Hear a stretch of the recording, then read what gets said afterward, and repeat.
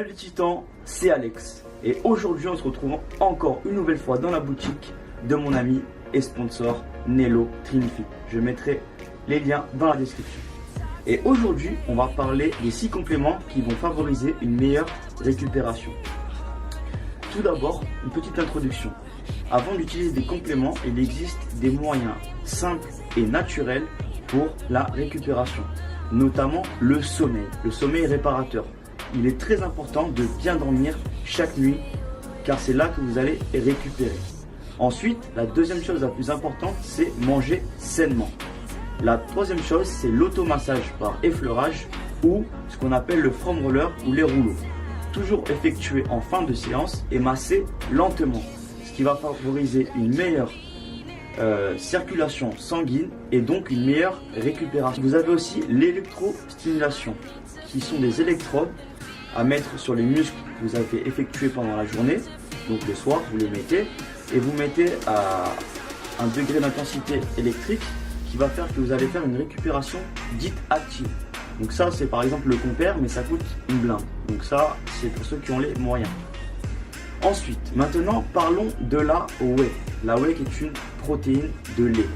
Comment est-elle fabriquée? C'est très simple. C'est une protéine issue du lait de vache. Donc en fait, si vous voulez, il y a une méthode de filtration et on va récupérer ce qu'on appelle le petit lait lors de la fabrication du fromage. Ensuite, il y a une deuxième filtration qui va filtrer les graisses, donc les lipides et les glucides pour atteindre un niveau de protéines assez élevé. Et ensuite, une troisième filtration qui va déshydrater cette protéine et la transformer en poudre. La whey qu'on connaît est vendue dans le commerce. Alors, la whey, pourquoi elle est intéressante? C'est intéressant de la prendre après la séance. Pourquoi? Parce que elle a une assimilation rapide, 30 minutes environ. Ce qui est très intéressant pour réparer les fibres musculaires détruites lors de la séance. Donc action anti-catabolique. Je m'explique. Le catabolisme, c'est quoi en gros? Si vous voulez, c'est quand vous allez à la salle, vous allez faire donc votre séance, etc. Et c'est là que vous allez casser les fibres. Donc plus votre séance va être intense, plus vous allez casser de fibres. Et c'est là. Attention, ce n'est pas là qu'on fait du muscle. Enfin, je m'explique. Vous allez créer votre muscle pendant le sommeil réparateur, enfin pendant la récupération. C'est là que vous allez créer du muscle. C'est aussi pendant votre séance que vous allez créer du muscle. Il faut détruire le maximum de fibres pour qu'ensuite elles se reconstruisent et grossissent. Donc, meilleure croissance musculaire. Donc c'est un peu cet effet-là qu'on recherche, effet anticatabolique, qui est très intéressant. Ensuite, ça va aussi apporter de la synthétisation des protéines. Donc la protéine à prendre après la séance, si vous ne mangez pas une heure après votre séance, à prendre avant la séance si vous n'avez pas mangé une heure avant la séance, ou alors tout simplement en collation. Attention, ne pas dépasser 40 à 50 grammes par heure maximum de protéines. De toute façon, n'oubliez pas un truc, il faut consommer 2 grammes par kilo de poids de corps au maximum de protéines. Pour un individu par exemple de 70 kg, il faudra qu'il consomme 2 grammes par kilo de poids de corps, donc 140 grammes de protéines. Attention, pas 140 grammes de poulet, 140 grammes de protéines pures. Sachant que par exemple dans 100 grammes de poisson ou 100 grammes de viande, il y a 20 grammes de protéines. Et dans une scoop de whey comme celle-ci, il y a aussi environ 20 à 25 grammes de protéines pures. Il faut savoir que dans cette protéine whey, elle est intéressante aussi parce qu'elle a un aminogramme intéressant, c'est-à-dire qu'il y a tous les acides aminés essentiels et aussi les vitamines et minéraux, notamment la vitamine D. Je vous explique. Dans cette protéine-là, par exemple, il y a en tout 12 acides aminés non essentiels et 8 acides aminés essentiels. Dites essentiels, elles ne peuvent pas être fabriquées par le corps. Passons donc au BCAA. C'est Branched Chain Amino Acid en anglais. Désolé pour l'accent pourri. Mais voilà, je suis pas fort en anglais, comme vous l'aurez compris, c'est pas grave. Donc nous, on va s'intéresser à 3 acides aminés essentiels ramifiés, qui sont la valine, la leucine et l'isoleucine. Donc vous avez les compositions de BCAA qui sont en général de 2 à 1. Je m'explique. Donc 2 qui va correspondre à la leucine, 1 à la valine et l'autre 1 à la isoleucine. Ce qui va être intéressant, c'est plus vous aurez de leucine, donc plus vous aurez une réponse anabolisante intéressante, donc à prendre après la séance. Donc par exemple vous avez 2 à 1, 4 à 1 ou 8 à 1. Donc plus vous voulez de la leucine, plus ça va être intéressant pour l'anabolisme. Ensuite, il y a la valine. Donc ça c'est plus pour les sports d'endurance. Enfin si vous voulez plus d'endurance par exemple, donc à prendre 15 à 20 minutes avant votre séance. Ce qui est très, très intéressant. L'isoleucine on la met de côté, à 1 ça suffit largement. Ensuite il faut différencier acides aminés des BCAA. BCAA c'est quoi? C'est en fait, comme je disais tout à l'heure, branched acides aminaux. Ce qui veut dire qu'en gros c'est des acides aminés mais en chaîne en fait si vous voulez ça se suit. Et les acides aminés c'est tout simplement en fait les acides aminés qui sont séparés, dits libres en fait. Par exemple une protéine c'est tout simplement des acides aminés coupés. Donc vous avez les AA qui sont des acides aminés complets, vous avez les AAE qui sont 8 acides aminés essentiels. Pour les BCAA, je vous conseille de les prendre avant ou pendant pour une meilleure énergie et une meilleure congestion musculaire et après une meilleure synthétisation des protéines, mais attention, toujours la prendre avec la whey, c'est très intéressant et très important. Les acides aminés, ça sera plus à compléter autour des repas, pour compléter une alimentation trop pauvre en acides aminés, notamment pour les végétariens qui manquent de viande, donc de certains acides aminés essentiels. Ok, maintenant passons à la créatine. Je vous conseille déjà de la prendre monohydrate. Alors la créatine, ça a été longtemps diabolisé en France. C'était interdit jusqu'à quelques années encore parce que c'était un complément qui est très mal connu. On a souvent dit que c'était un produit dopant, etc. Mais je vous dis direct, c'est des conneries. La preuve, on en mange quand on mange de la viande rouge, il y en a. Certes, il y en a très peu. Je crois que c'est de l'ordre de 5 grammes pour 1 kg de viande rouge. Mais il y en a quand même. Donc, c'est-à-dire que si c'est un dopant, on mangeait de la viande rouge, c'était un dopant alors. Voilà, bref, les conneries, ça suffit maintenant. Il y a deux effets dans la créatine. Énergie supplémentaire et volumination cellulaire.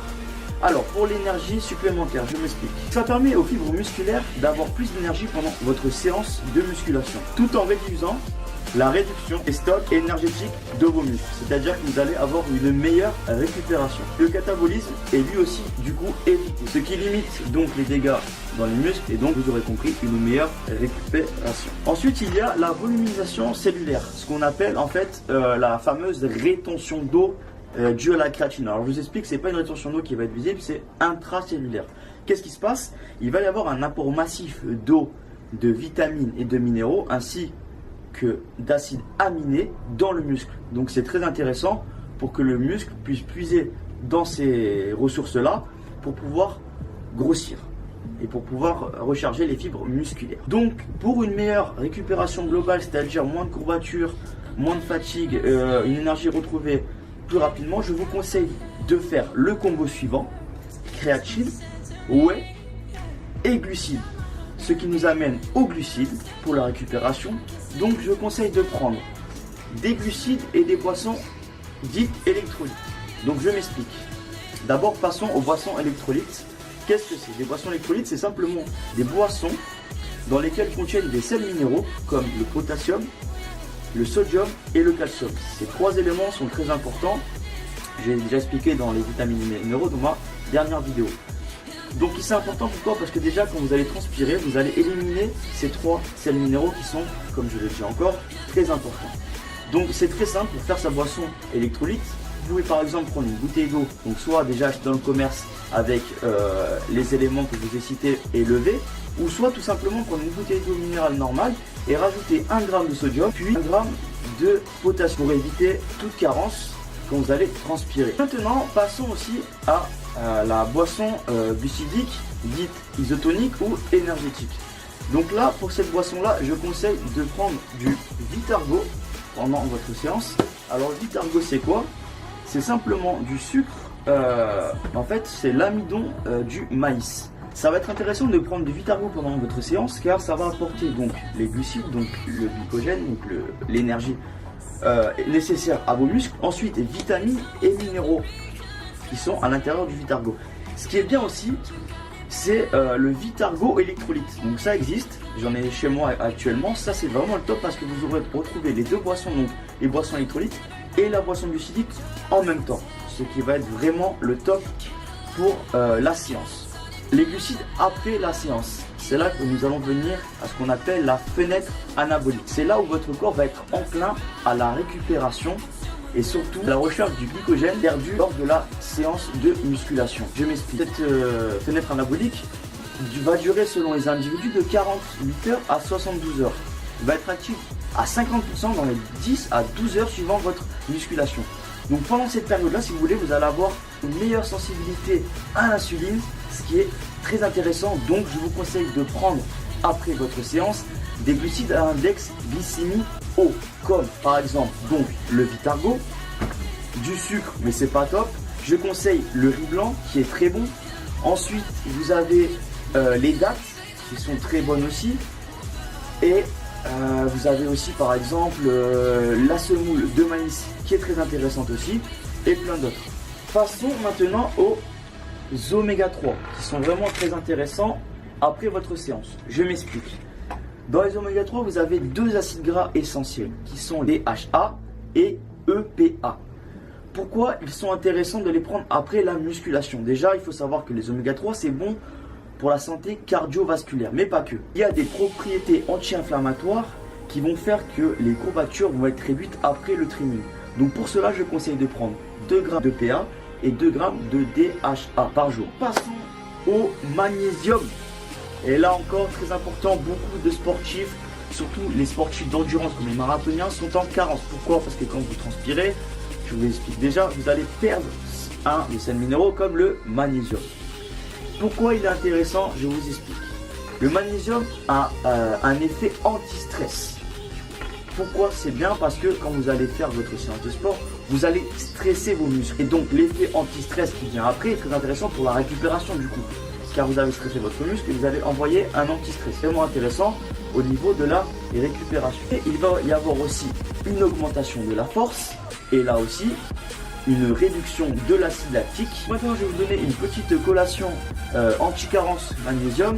Mais attention à faire suivant vos objectifs. Donc n'oubliez pas protéines, lipides et glucides donc à gérer parce que donc il s'agit de chocolat noir plus amande plus banane. Donc vous prenez les trois en même temps, mais attention parce que c'est très calorique, très glucidique, très lipidique. À vous d'adapter par rapport à votre régime. Et cette collation est donc anti-carence magnésium est très intéressante pour la récupération et riche en magnésium. Voilà, c'est tout pour moi. J'espère que cette vidéo t'a plu. Si c'est le cas, lâche un like. T'as juste à aller en bas de la vidéo et appuyer sur le petit pouce bleu. Ça prend 5 secondes. De t'abonner à ma chaîne si cette vidéo t'a plu. De partager sur les réseaux sociaux. De me suivre sur les réseaux sociaux Facebook, Insta, AlexBFT. Snapchat, petite modification. Alex390 Fitness. E2SE à la fin. C'était Alex. Passez une agréable journée. Et à la semaine prochaine pour une nouvelle vidéo. Peace la famille.